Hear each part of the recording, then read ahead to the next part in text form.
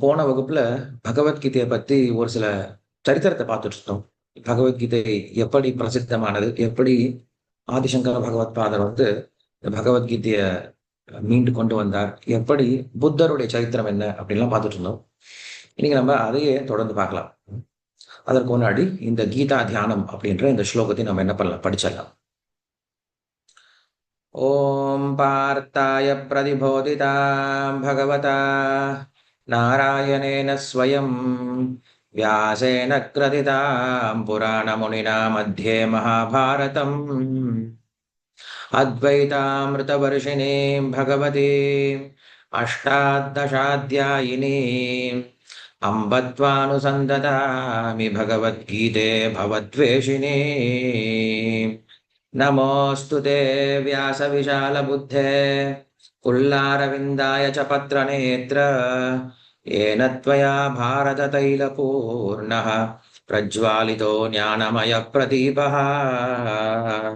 प्रपन्नपारिजाताय स्तोत्रवेत्रैकपाणये ज्ञानमुद्राय कृष्णाय गीतामृतदुहे नमः। सर्वोपनिषदो गावः दोक्ता गोपालनन्दनः पार्थो वत्सः सुधीर्भोक्ता दुग्धं गीतामृतं महत्। वसुदेवसुतं देवं कंसचानूरमर्दनं देवकी परमानन्दं कृष्णं वन्दे जगद्गुरुम्। भीष्मद्रोणतटाकयत्रजतला गान्धारनीलोत्पला शल्यग्राहवधीर्वेण महनी कर्णेन वेलाकुला। अश्वत्थामविकर्णघोरमकरा दुर्योधनावर्धिनी श्रोतिर्खलु पाण्डवैररणनीकैकर्तकेशवः। पाराशल्यमजः सरोजममलं गीतार्थखण्डोद्घटम् नानात्यागकेशरं हरिकथा सम्बोधनाबोधितम्। लोके षड्जन षट्पहैहरः पेपीयमानं मुदा भूयाद्भारतपङ्कजं प्रतिमलकच्मक्षिणः श्रेयसे। मूकं करोति वाचालं पङ्गुं लङ्घयते गिरिं यत्कृपातमहं वन्दे परमानन्दमाधवम्। यं ब्रह्मान् वरुणेन्द्ररुद्रमरुतः स्तुन्वन्ति दिव्यैस्तवैः वेदैश्चाङ्ग्रमदमोपनिषदैः गायन्ति यं सामगा। ध्यानावस्थिततद्गतेन मनसा पश्यन्ति यं योगिनः यस्यान्तं न विदुःसुरासुरगणाः देवाय तस्मै नमः। नमो ओं विष्णुपादाय कृष्णप्रेष्ठाय पुत्रे श्रीमते भक्तिवेदांत स्वामी नामिने नमस्ते सारस्वती देवे गौरवाणी प्रचारिणे निर्विशेष शून्यवादी पाश्चात्यदेशतारिणे जय श्री कृष्ण चैतन्य प्रभु नित्यानंद श्री अद्वैत गदाधर श्रीवासादि गौरभक्तवृंद। हरे कृष्ण कृष्ण कृष्ण हरे हरे, हरे राम राम राम हरे हरे। हरे कृष्ण। नमस्कार। இந்த கீதா தியானத்துல ஆதிசங்கரர் பகவத்கீதையை பத்தி ரொம்ப அழகா வர்ணிக்கிறார். என்ன சொல்றார் அப்படின்னா, நான் சொன்னேன் இல்லையா, வேதத்தை படிக்கணும் அப்படின்னா அவங்க என்ன பண்றாங்க, மூன்றா பிரிச்சு இருந்தாங்க வேதத்தை. ஒன்று ஸ்ருதி, இன்னொன்று ஸ்மிருதி, இன்னொன்று நியாய பிரஸ்தானம் அப்படின்னு மூன்று விதமான பிரஸ்தானங்களை சொல்லி இருக்கிறது உண்டு. திரிவித பிரஸ்தானம் அப்படின்னு சொல்றது உண்டு. இந்த பிரஸ்தானங்களை கண்டிப்பாக வேதம் படிக்கிறவங்க தெரிஞ்சுப்பாங்க. அதுல ஸ்ருதி பிரஸ்தானம் அப்படிங்கிறது தான் நம்மளுக்கு உபனிஷத்துக்கள்லாம் வருது. ஸ்ருதி பிரஸ்தானம் அப்படின்ட்டு. ஸ்மிருதி பிரஸ்தானத்துல நமக்கு பகவத்கீதை வருது. அதே போல நியாய பிரஸ்தானம் அப்படிங்கிற இடத்துல நமக்கு வேதாந்த சூத்திரம் வருது. இதுல உபனிஷத்துக்கள் அப்படிங்கிறது 108 சொல்லப்படுது. 108 உபனிஷத்துக்கள் இருக்குன்னு சொல்றாங்க. ஒரு சில 1008 சொல்றாங்க. ஆனா அந்த 108 உபனிஷத்துக்களையும் நான் படிக்கணும் அப்படின்னா நமக்கு ஞானமும் போதாது, நேரமும் போதாது. அதனால பகவான் கிருஷ்ணன் என்ன பண்றார் அப்படின்னா, அந்த உபனிஷத்துக்கள் எல்லாவற்றையும் ஒரு பசுமாடாக மாற்றுகிறார். சர்வ உபனிஷதோ காவகா அப்படின்னு சொல்றார். ஒரு பசுமாடாக மாற்றுகிறார். சோ பசுமாருடைய பலன் என்னது நமக்கு? அவருடைய பால் தான் இல்லையா? ஸோ என்ன பண்றாரு? அந்த பசுமாடை மேய்க்க ஒரு ஆள் வேணுமே. அந்த மேய்க்கக்கூடிய இடைச்சிறுவன் தான் கிருஷ்ணர். சர்வோபனிஷதோ காவஹ தோக்தா கோபாலநந்தனஹ. அந்த பசுமாடுகிட்ட இருந்து பால் கறக்கணுமே. கறக்கிறதுக்கு கிருஷ்ணர் இடைச்சிறுவனா இருக்கார். சரி, பசுமாடு இருக்கு, இடைச்சிறுவன் இருக்கான். ஆனா பால் குடுக்கணும் அப்படின்னா, கண்டிப்பா அதற்கு கன்னுக்குட்டி அப்படிங்கிறது வேணும். கன்னுக்குட்டி இல்லன்னா பால் குடுக்காது. ஸோ அந்த கன்னுக்குட்டியாக அர்ஜுனனை வச்சாராம். ம். தோக்தா கோபாலநந்தனஹ பார்த்தோ வத்சஹ. வத்ச அப்படின்னா கன்னுக்குட்டி. அந்த அர்ஜுனன் தான் கன்னுக்குட்டியா இருக்கான். ஸோ இந்த கன்னுக்குட்டியா வந்து என்ன பண்றான் அர்ஜுனன்? பகவத்கீதை அப்படின்ற விஷயத்தை பெறுகிறான். ஆனா உண்மையில அவன் பெற்றதை விட அந்த பகவத்கீதையை கிருஷ்ணன் நமக்காக தான் சொல்லிக் கொடுத்திருக்கார். ஸோ இப்படியாக இந்த பகவத்கீதையானது உபனிஷத்துக்களுடைய சாரம் அப்படிங்கிற விஷயத்த நம்மளுக்கு சொல்லிக் கொடுக்கிறார். இதனால்தான் ஆதிசங்கர் என்ன பண்ணாருன்னா, இந்த பகவத்கீதையை பத்தி அதிகம் பிரச்சாரம் பண்ண ஆரம்பிச்சார். இந்த பகவத்கீதையை பத்தி அதிகம் சொல்லிக் கொடுக்க ஆரம்பிச்சார். சரி. அதன் பிறகு என்ன ஆனது அப்படின்னா, அதன் பிறகு வந்து அவருடைய வழியில வந்த ஸ்ரீதர சுவாமி அப்படின்றவர் என்ன பண்ணாரு? இந்த பகவத்கீதைக்கு மேலும் ஒரு விளக்க உரை கொடுக்கிறார். பகவத்கீதைக்கான விளக்க உரை கொடுக்கிறார். ஸ்ரீதர சுவாமி அப்படின்றவர் யாரு அப்படின்னா, ஸ்ரீமத் பாகவதத்துக்கு முதல்ல வைஷ்ணவ பரமா விளக்கம் கொடுத்தவர், வியாக்கியானம் கொடுத்தவர். நம்முடைய ஸ்ரீ சைத்தன்ய மகாபிரபு ஸ்ரீதர சுவாமியினுடைய வியாக்கியானத்தை அதிகம் நேசிப்பார். அதை எல்லாரையும் படிக்கணும் அப்படின்னு கூட சொல்லுவார். ஸோ அப்படிப்பட்ட ஸ்ரீதர சுவாமி இந்த பகவத்கீதைக்கு வியாக்கியானம் கொடுக்கிறார். அதன் பிறகு வந்த மதுசூதன சரஸ்வதி. மதுசூதன சரஸ்வதி அப்படின்றவர் ஆதிசங்கருடைய வழியில் வந்தவர் தான். அவர் நிறைய கிரந்தங்கள் எழுதியிருக்கார். நிறைய நிறைய வியாக்கியானங்கள் கொடுத்திருக்கார். ஸோ அதுல கீதா வியாக்கியானம் அப்படிங்கிறது ரொம்ப முக்கியமானது. அவருடைய கீதா வியாக்கியானமும் அவ்வளவு ருச்சிகரமாகவும் இருக்கும். அதே போல தத்துவபூர்வமாகவும் இருக்கும். நம்முடைய ஆச்சாரியர்கள் கௌடிய பரம்பரையில் வரக்கூடிய ஆச்சாரியர்கள் பார்த்தோம் அப்படின்னா, Baladev Vidyabhushan is your no குருஜியா? No குருஜின்னு என்னது? நோன்னா நம்பரா தெரியல. சரி, கமெண்ட்ஸ்ல அப்புறம் கொடுங்க. ஸோ பலதேவ் வித்யாபூஷனா இருந்தாலும் சரி, இல்ல விஸ்வநாத் சக்கரவர்த்தி தாக்கூரா இருந்தாலும் சரி, நம்முடைய ஆச்சாரியர்கள் எல்லாருமே பகவத்கீதைக்கு வியாக்கியானம் கொடுக்கும்போது கண்டிப்பா ஆதிசங்கரரோ, மதுசூதன சரஸ்வதியோ, ஸ்ரீதர சுவாமியோ கொடுத்த வியாக்கியானத்தை தழுவிதான் கொடுத்திருக்காங்க. அவர்கள் கொடுத்த உதாரணம், அவர்கள் உபயோகப்படுத்திய ஸ்லோகங்கள், மந்திரங்கள் இதுதான் உபயோகப்படுத்தியிருக்காங்க. எங்கெல்லாம் வந்து அத்வைத்தமான சித்தாந்தம் வருதோ அந்த இடத்துல மட்டும் என்ன பண்ணிருக்காங்க? கொஞ்சம் மாற்றி அத நம்முடைய கௌடிய பரம்பரைக்கு தகுந்த மாதிரி கொடுத்திருக்காங்க. ஸோ மதுசூதன சரஸ்வதியினுடைய வியாக்கியானமும் ரொம்ப பிரசித்தமான வியாக்கியானம். நாம் படிக்கக்கூடிய அந்த 18 நாள் கோர்ஸ்ல கண்டிப்பா அவரோட வியாக்கியானத்தை சேர்த்து தான் படிப்போம். அதே போல அதன் பிறகு வைஷ்ணவ பரம பார்த்தோம்னா, நம்ம ஸ்ரீ வைஷ்ணவர்கள் சொல்றோம் இல்லையா? ராமானுஜ சம்பிரதாயம். அந்த ராமானுஜ சம்பிரதாயத்திற்கு அடிப்படையாக இருந்தவர்கள் வந்து ஆழ்வார்கள். அந்த ஆழ்வார்களுடைய காலம் முடிந்த பிறகு அதுக்கப்புறம் வர்றது ஆச்சாரியர்களுடைய காலம். இப்ப அடியவர்களுடைய காலம். ஸோ அந்த ஸ்ரீ வைஷ்ணவ பரம்பரையை பார்த்தோம் அப்படின்னா, முதல்ல ஆழ்வார்கள், இதுக்கப்புறம் ஆச்சாரியர்கள், இப்ப அடியவர்கள் அப்படின்னு சொல்லிட்டு 3 தலைமுறைகளா நம்ம பிரிச்சு சொல்லலாம். ஸோ அதுல வந்தவர்ல முதல் ஆச்சாரியரா யார் அப்படின்னா, யாமுனாச்சாரியார் அப்படின்றவர்.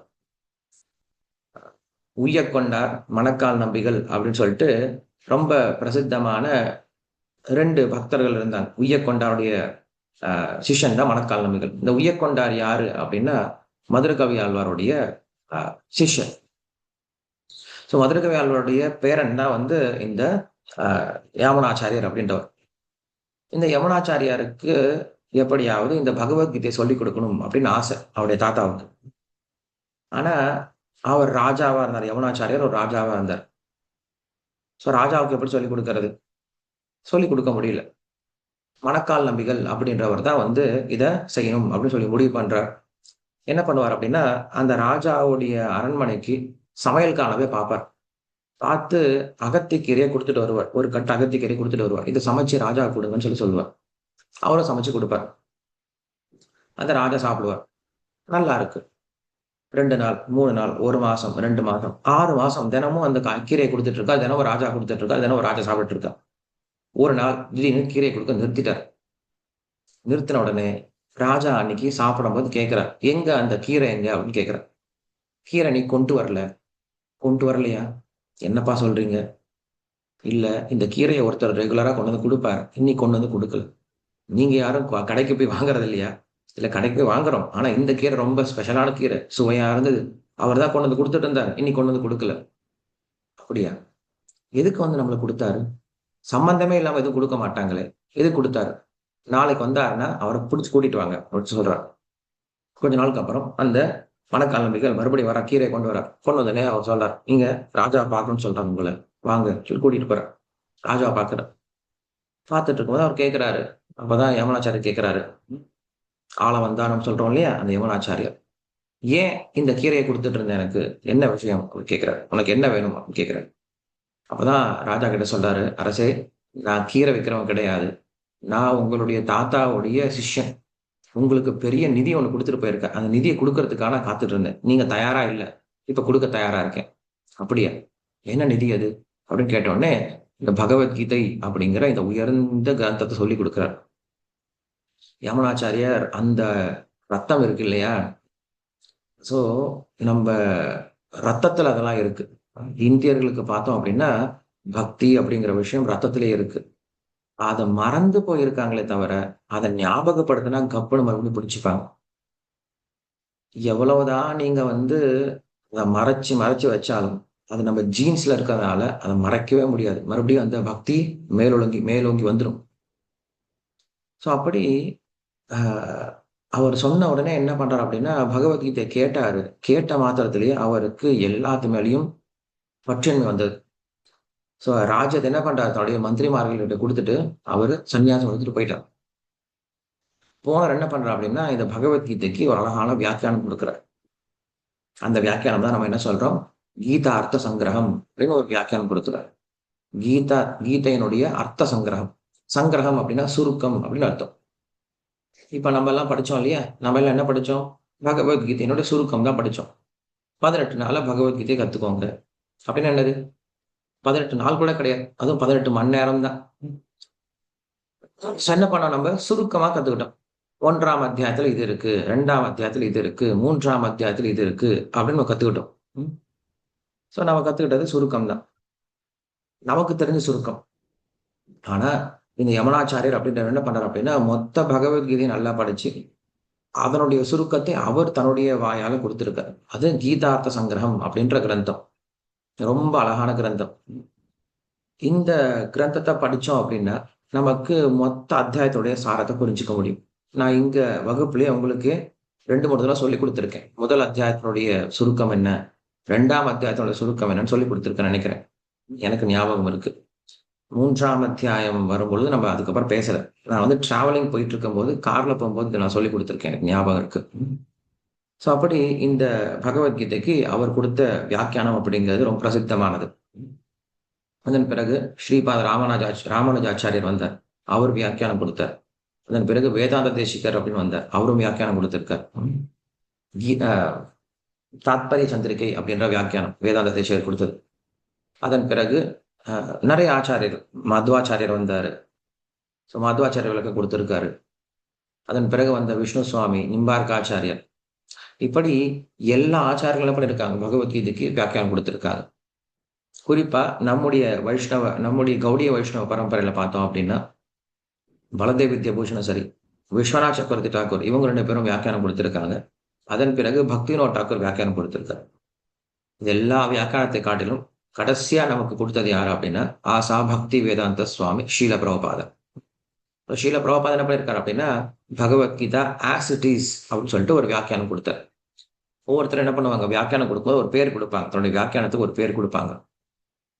ஸோ அதுல பிரபுபாதர் குடுத்தது என்னது, பகவத்கீதை ஆஸ் இட் இஸ் அப்படின்னு சொல்லி குடுத்தார். என்ன காரணம் அப்படின்னா, அவர் பகவத்கீதைக்கு வியாக்கியானம் குடுக்கும்போது அவர் அயல் நாட்டுல இருந்தார். அமெரிக்கால இருந்தார்.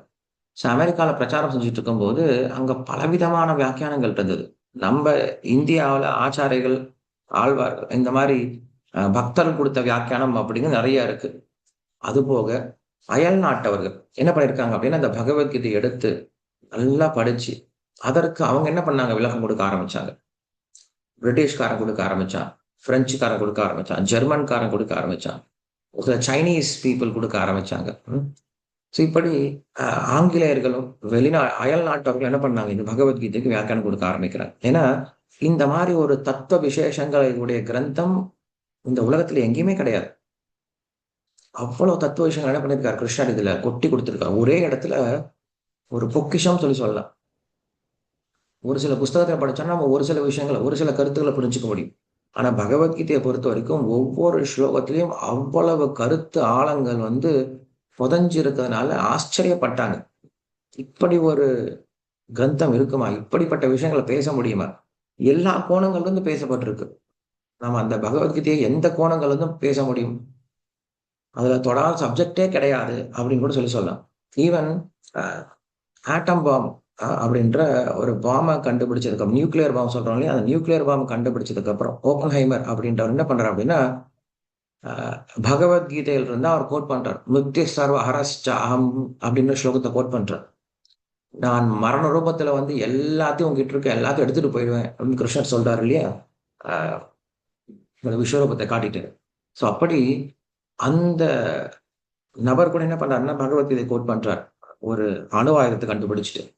இப்படி பகவத்கீதையை பற்றி பேசாத நபர்களே கிடையாது. நம்முடைய கடைசியில இருந்த திரு அப்துல் கலாம், அவர் வேற மதத்தை சேர்ந்தவரா இருந்தாலும் அவருக்கு உறுதுணையா, அவருக்கு வழிகாட்டியா இருந்தவர் அவருடைய ஆசிரியர் தான். அவர் ஒரு பாகவத குடும்பத்தை சேர்ந்தவரா இருந்தார். அவர் என்ன பண்ணார், அவருக்கு பகவத்கீதை சொல்லிக் கொடுத்தார். சின்ன வயசுல இருந்து பகவத்கீதை சொல்லிக் கொடுத்து வளர்த்தார் அப்துல் கலாம். அவர் அடிக்கடி சொல்லியிருக்காரு, எனக்கு உறுதுணை அப்படிங்கிறது பகவத்கீதை தான் சொல்லியிருக்காரு. ஆனா துரதிருஷ்டவசமா இன்னைக்கு எந்த ஒரு கல்வி கூட்டத்திலையும், எந்த ஒரு பள்ளிக்கூடத்திலையும் இல்ல கல்லூரிகள்லயும் பகவத்கீதையை சொல்லிக் கொடுக்கறது கிடையாது. உண்மையில எல்லா ஸ்கூலும் பகவத்கீதையை சொல்லிக் கொடுக்கறதுக்காக தான் இருக்கணும். எல்லா கல்லூரிகளும் பகவத்கீதை சொல்லிக் கொடுக்கறதுக்காக தான் இருக்கணும். ஏன்னா அதுலதான் அவ்வளவு தத்துவ விஷயங்கள் இருக்கு. மனிதன் வாழ்க்கையை நடத்துவதற்கான எல்லா விதமான வழிகாட்டலும் அதுதான் இருக்கு. ஆனா நம்முடைய கல்வி முறை மட்டும் ஏன் இன்னும் மாறலன்னு தெரியல. இப்ப புதுசா ஆட்சி முறை மாறி இருக்கு. தமிழ்நாட்டுல ஆட்சி மாறி இருக்கு. சோ எப்ப புதுசா ஒருத்தர் நிறைய சீட்டை கைப்பற்றிட்டாரோ, அப்ப என்ன பண்ணாங்க, உடனே தலைமைச் செயலகத்துல பெரிய மாற்றத்தை கொண்டு வந்தாங்க. என்ன கொண்டு வந்தாங்க, எல்லாத்தையும் கிளீன் பண்ண ஆரம்பிச்சிட்டாங்க. பழைய முதலமைச்சர் உட்கார்ந்து இருந்த அந்த ரூம்ல இருந்த எல்லா விதமான படங்கள், அப்புறம் சிலைகள் எல்லாத்தையும் எடுக்க ஆரம்பிச்சிட்டாங்க. எல்லாத்தையும் கிளீன் பண்ண ஆரம்பிச்சிட்டாங்க. இன்னும் புதுசா முதலமைச்சரை தேர்ந்தெடுக்கவே இல்லை. அது இழுபறிலேயே இருந்துச்சு. ஆனால் என்ன பண்ணிட்டாங்க, பழசத்தை கிளீன் பண்ணிட்டாங்க. கிளீன் பண்ணி எல்லாத்தையும் கிளீனா வச்சுட்டாங்க. புதுசா வருவாரு அப்படின்னு சொல்லிட்டு. அப்படி பழைய ஆட்சி சென்று புதிய ஆட்சி வரும்போது எல்லாத்தையும் கிளீன் பண்றாங்க. ஆனா இந்தியாவுல மட்டும்தான் இன்னும் அதை கிளீன் பண்ணாம வச்சுட்டு இருக்கோம். என்னது, ஆங்கிலேயர்கள் நம்மளுக்கு கொடுத்த அந்த கல்வி முறையை கிளீன் பண்ணிட்டு நம்ம இந்திய கல்வி முறையை கொண்டு வரணும் அப்படின்ற எண்ணமே இல்லாம இன்னும் நம்ம என்ன பண்ணிட்டு இருக்கோம், ஆங்கிலேயருடைய கல்வி முறையை தான் இன்னும் பயின்றுட்டு இருக்கோம். மெக்காலே அப்படின்றவர் என்ன பண்ணாரு, நமக்கு ஒரு கல்வி முறையை கொடுத்தாரு.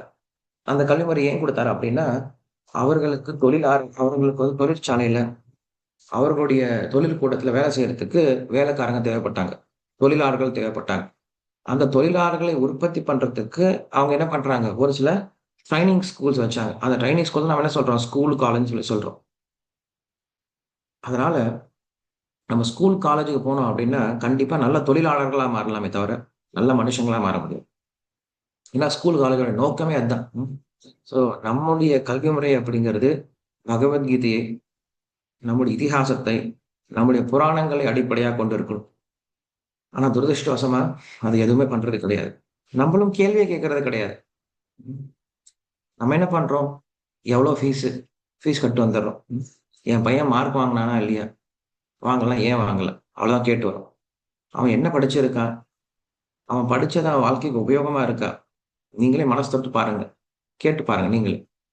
நம்மலாம் ஸ்கூல்ல படிச்சோமே, ஏதாவது நம்ம வாழ்க்கைக்கு உதவிகரமா இருந்திருக்கான்னு யோசிச்சு பாருங்க. அப்படி ஒரு பிரயோஜனமே இல்லாத ஒரு பாடத்திட்டத்தை எவ்வளவு கஷ்டப்பட்டு படிச்சுட்டு இருக்கோம், எவ்வளவு நேரத்தை செலவு பண்றோம், எவ்வளவு பணத்தை செலவு பண்றோம், எவ்வளவு சக்தியை கொடுத்து பண்றோம். காலையிலிருந்து நைட்டு வரைக்கும் 12 வருஷம், 1 வருஷம் 2 வருஷம் கிடையாது, 12 வருஷம் படிக்கிறோம். 12 வருஷம், 12 வருஷத்துல எத்தனை நாட்கள் அப்படின்னு யோசிச்சு பாருங்க. எத்தனை நாள் ஸ்கூல் இருக்கும், குறைஞ்சது நமக்கு ஒரு 200 நாளாவது ஸ்கூல் இருக்கும். லீவ் எல்லாம் போக 200 நாள் ஸ்கூல் அப்படின்னு வச்சுக்கிட்டா கூட அந்த 200 நாள்ல ஒவ்வொரு நாளும் 8 மணி நேரம் ஸ்கூல்ல உட்கார்ந்துட்டு இருக்கோம். ஸோ 200 இன்டு 8 அப்படின்னா எத்தனை நம்மளுக்கு வருது? எத்தனை மணி நேரம் வருது? ஸோ இப்படி 1 வருஷம், 2 வருஷம் கிடையாது. 12 வருஷம். அப்படின்னா எத்தனை மணி நேரம், எத்தனை ஆயிரம் மணி நேரம் நம்ம என்ன பண்ணியிருக்கோம்? ஒரு அர்த்தமே இல்லாத விஷயத்தை, ஒரு பிரயோஜனமே இல்லாத விஷயத்திற்காக நம்ம செலவு பண்ணிட்டு இருக்கோம். இதற்கு பணத்த குடுத்து நம்ம வேற அவசர அவசரமா எல்லாத்தையும் அனுப்பிச்சுட்டு இருக்கோம். போங்க, போங்க ஸ்கூலுக்கு போங்க, ஸ்கூலுக்கு போங்கன்னு சொல்லிட்டு. நம்ம வேற வழி இல்ல நமக்கு. வேற எதுவும் தெரியல நமக்கு. இன்னைக்கு கொஞ்சம் கொஞ்சம் முழிச்சுட்டு இருக்காங்க. இன்னைக்கு ஒரு சில பெற்றோர்கள் அந்த ஸ்கூல் கல்வி முறை தேவையில்ல. நம்ம வீட்ல இருந்தே படிக்க வைக்கலாம் அப்படின்னு சொல்லிட்டு வீட்ல இருந்தே படிக்கிறவங்கலாம் இருக்காங்க. குருகுலத்துல சேர்ந்து அதுல படிக்க வைக்கிறவங்களும் இருக்காங்க.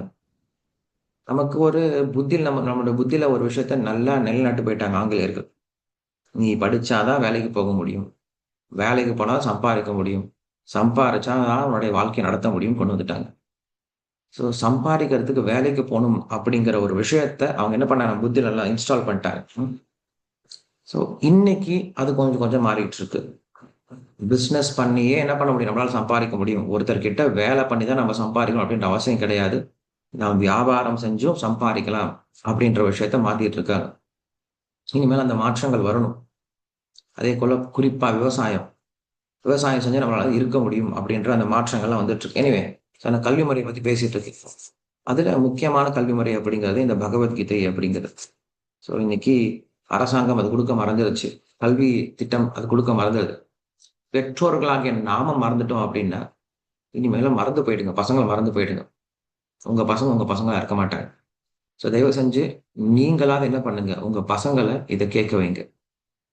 எப்படி நீங்க ஸ்கூலுக்கு அவங்கள அடம் பிடிச்சு உட்காந்து வச்சு அனுப்புறீங்க. அம்மா நான் ஸ்கூலுக்கு போக மாட்டேம்மான்னா விட்டுருவீங்களா நீங்க? என்ன பண்ணுவீங்க ஸ்கூலுக்கு போமாட்டேன்னா? சரி கண்ணு நீ ஸ்கூலுக்கு போகலனா பரவால்ல கண்ணு, படுத்து தூங்கு கண்ணு அப்படின்னு விட்டுருவீங்களா? என்ன பண்ணுவீங்க? அடிச்சு அவன என்ன பண்ணுவீங்க? ஸ்கூல் வண்டியில ஏத்தி விடுவீங்க. உனக்கு சாப்பாடு கிடையாதுடா. ஸ்கூலுக்கு போகலனா சாப்பாடு கிடையாது போ. சொல்லி என்ன பண்ணுவோம் நம்ப?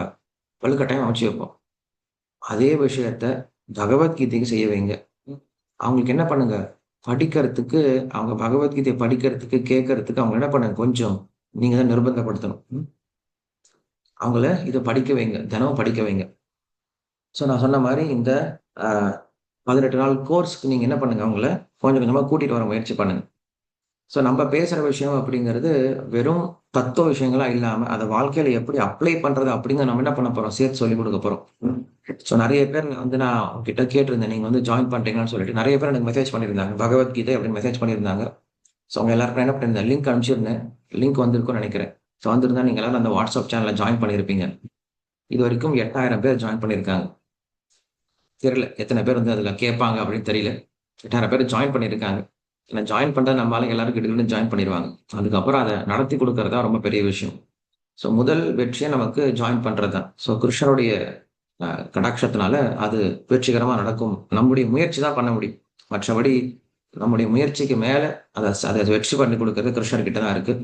ஸோ அந்த முயற்சியில நாம இப்ப முயற்சியில தான் இருக்கோம். இப்ப ரெஜிஸ்ட்ரேஷன் பீரியட்ல தான் இருக்கோம். ஸோ அந்த ரெஜிஸ்ட்ரேஷன் நல்லா பண்ண ஆரம்பிச்சிட்டோம்னா, குறிப்பா நான் எதிர்பார்க்கிறேன் நெறைய யங்ஸ்டர்ஸ் வந்து இதுல ஜாயின் பண்ணணும் அப்படின்னு நெனைக்கிறேன். ஏன்னா அவங்களுக்கு புரியிற மாரி தான் பேசப் போறோம். அதேபோல இந்த ஆச்சாரியர்கள் நான் சொன்ன ஆச்சாரியர்கள் எல்லாருடைய விளக்கோர என்ன பண்ண போறோம்? சேர்த்து சொல்லிக் குடுக்க போறோம். அப்படி இல்லன்னா, நம்முடைய குழந்தைங்க கிடையாது. நல்லா கவனிச்சுக்கோங்க. இன்னைக்கு மற்ற மதத்துல இருக்கக்கூடிய தாக்கம் ரொம்ப அதிகமா இருக்கு. அதேபோல அ மதம்னு விடுங்க. இன்னைக்கு சமுதாயத்துல தேவையில்லாத விஷயத்தினுடைய தாக்கங்கள் அதிகமா இருக்கு. சென்னை போன்ற பெரிய நகரத்தெல்லாம் பார்த்தோம் அப்படின்னா, ரொம்ப கெட்டு போறதுக்கான ரொம்ப நெறைய வாய்ப்புகள் இருக்கு. குறிப்பா யாரெல்லாம் வந்து வெளில வேலைக்கு போய் சம்பாதிக்க ஆரம்பிச்சுட்டாங்களோ, ரொம்ப சுதந்திரமா இருக்கிறாங்க. யாரு என்ன பண்றாங்க? என்ன எங்க நடந்துட்டு இருக்கு? அப்படின்ட்டு நமக்கு தெரியறதே கிடையாது. அவங்களுக்கு இருக்கக்கூடிய ஒரே ஒரு ரக்ஷை என்ன? நீங்க சிசிடிவி கேமரா எல்லா இடத்துலயும் வைக்க முடியாது. எல்லாத்தையும் வச்சு கவனிச்சுட்டே இருக்க முடியாது.